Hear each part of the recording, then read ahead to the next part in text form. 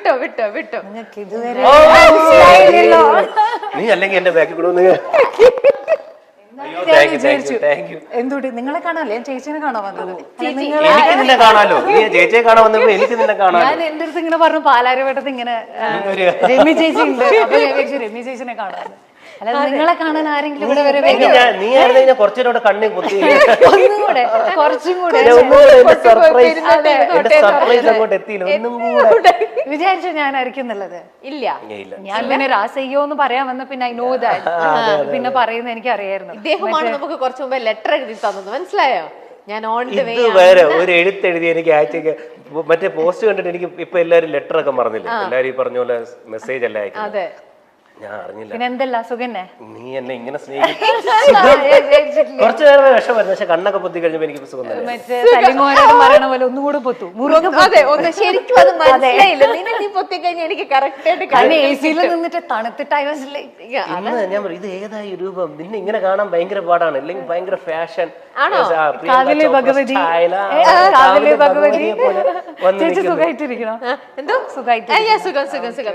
ഇത് നല്ല കുറിയൊക്കെ തൊട്ട് അതെന്താ കുറിയൊക്കെ തൊട്ട് വന്നേക്കണേ?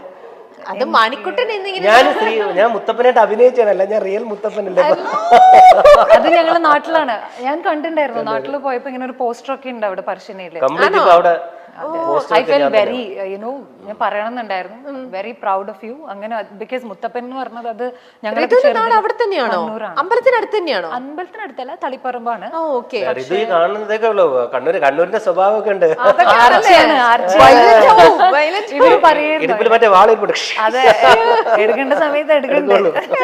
അപ്പൊ സൂക്ഷിച്ചോ മോനെ ദിനേശ. എന്നല്ല ഋതുവിന് എന്തൊക്കെ അറിയാം നമ്മുടെ മണിക്കുട്ടനെ കുറിച്ചുള്ള രഹസ്യങ്ങൾ വല്ലതും അറിയാമോ? പരസ്യമാക്കോ? അതൊക്കെ പരസ്യമാക്കിയിട്ടുണ്ടെങ്കിൽ I don't think so my stone മേക്കേഴ്സിന് താങ്ങാൻ ഞങ്ങൾക്ക് താങ്ങാൻ പറ്റുന്ന ലെവലിലുള്ളത് പറഞ്ഞാൽ, അല്ലെങ്കിൽ ഈ ഒരു എപ്പിസോഡ് പോലും അതിനപ്പുറത്തേക്കാണ്.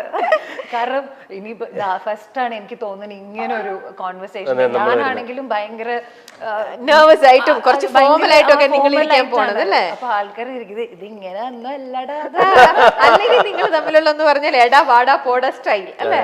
ഞാൻ പറയില്ലേ, ഇവരൊക്കെ ഈ പറയുന്ന പോലെ ആ ഫ്രണ്ട്ഷിപ്പ് മെയിൻറ്റെയിൻ ചെയ്യുന്നുണ്ട്. ഞാനാണ് പല സമയത്ത് വിട്ടു പോകുന്നത്. ഇവര് ട്രിവാൻഡ്രത്ത് വരുമ്പോഴോ അല്ലെങ്കിൽ ഞാനാണ് ചേട്ടാ ഇവിടെ ഉണ്ടോ, ചേട്ടാ എന്താണ് വിശേഷങ്ങൾ, അപ്പൊ വീട് പൂട്ടി പോകും.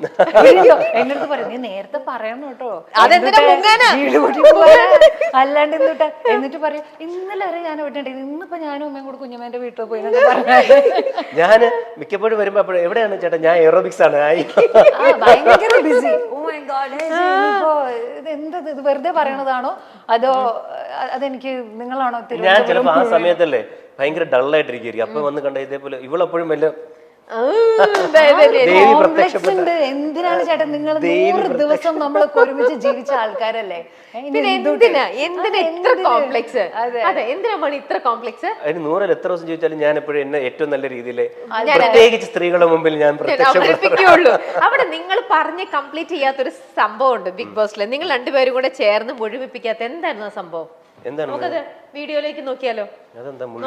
എന്താണെന്ന് പറ്റി പറയുകയാണെങ്കിൽ ആരൊക്കെ ഋതുവിനെ കളിയാക്കി പാട്ട്, മറ്റേ പാട്ടിന്റെ പേരെന്താ, രാസയ്യോ, ആ പാട്ട് കേട്ട് മടുത്തു എന്ന് ആര് പറഞ്ഞാലും എന്നെങ്കിലും ഋതുവിന് അത് പാടണമെന്ന് തോന്നുന്നെങ്കിൽ എന്റെ ചെവിയിൽ വന്ന് പാടുക. ഈ കാതുകളെന്നും നിനക്ക് ഓപ്പൺ ചെയ്ത് വെച്ചേക്കുന്നതായിരിക്കും. അത് ഋതുവിന്റെ എക്സ്പ്രഷൻ കേട്ടോ, അവന്റെ ഒരു കാത് ഇവിടെ അങ്ങനെ ഇപ്പൊ മനസ്സിലായില്ലേ ഈ ഷോ റിയൽ ആണെന്നുള്ളത്. എന്നാ പാട്ട് പാടൂ. ഇപ്പോൾ ആ കാതിൽ പാടണോ അതോ ഇപ്പോഴല്ലാതെ പാടൂ? ഇനി ഒരു പാട്ടിന്റെ അത് പാടിയിട്ടുണ്ടെങ്കിൽ ഇവരെല്ലാം കൂടെ എന്നെ എനിക്ക് തോന്നുന്ന എടുത്തിട്ട് ഇടിക്കും. അത്രയും പാടിയിട്ടുണ്ടല്ലേ രാസയ്യോ. എനിക്ക് തോന്നുന്നു ഞാൻ പാടിച്ച മണിക്കുട്ടൻ ചേട്ടൻ കൂടെ ഉണ്ടെങ്കിൽ ഞങ്ങൾ അവിടെ ആഘോഷമാക്കിയ ഒരു പാട്ടുണ്ട്, അത് പാടാം. എന്നാ അത് പാടും, ഏതെങ്കിലും ഒരു പാട്ട് പാടും. അതിപ്പോ പാടിക്കഴിഞ്ഞാൽ പക്ഷെ തല പാടാൻ കൂടെ നന്നായി പാടും. ഈ പറഞ്ഞ ഋതു നന്നായി പാടും. ഋതുവിന്റെ ഒരു പാട്ട് കേൾക്കുക എന്നുള്ളതാണ് ഈ പ്രോഗ്രാമിന് സംഗീത സാന്ദ്രമാകും. ഒരു കാതല്ല, ഇവിടെ എത്രയോ കാതുകളാണ് പാട്ടുകൾക്കായിട്ട്.